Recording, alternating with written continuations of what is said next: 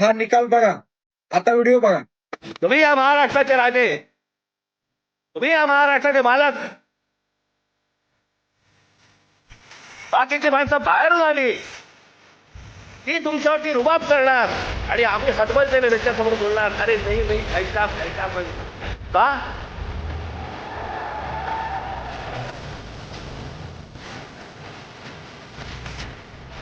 पाहून काही करायची आपल्याला गरज नाहीये.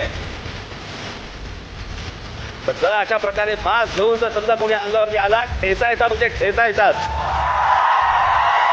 सन्माननीय राजसाहेब ठाकरे, कोणाला सांगताय या सगळ्या गोष्टी? कोणाला सांगताय? त्या माणसांना सांगताय ज्या माणसाने स्वतःचा स्वाभिमान 1,500 मध्ये विकलाय.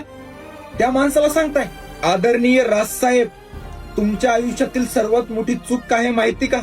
तुम्ही झोपलेल्या मराठी माणसाला कायमच जागवण्याचं काम केलंय. ज्या माणसांनी स्वतःचा स्वाभिमान 1,500 मध्ये विकलाय ना, तुम्ही त्या माणसासाठी लढताय. या मराठी माणसासाठी तुम्ही काय काय केलंय ना, संपूर्ण भारत देशाने बघितलंय. मुंबईमध्ये, ठाण्यामध्ये ज्या पद्धतीने तुमच्या सभेला या मराठी माणसाने एकजूट दाखवली होती ना, असं वाटलं होतं इतक्या वर्षानंतर तुमच्या अंगाला गुलाल 100% लागणार. पण हा एक गोष्ट मी विसरलो, या मराठी माणसाने स्वतःचा स्वाभिमान 1,500 मध्ये विकून ठेवलाय. राजसाहेब, खरंच माफ करा. तुमची सर्वात मोठी चूक आहे. जेव्हा जेव्हा मराठी माणसावर अत्याचार होतो ना, तेव्हा तेव्हा तुम्ही आवाज उठवता, मराठी माणसासाठी धावत येता.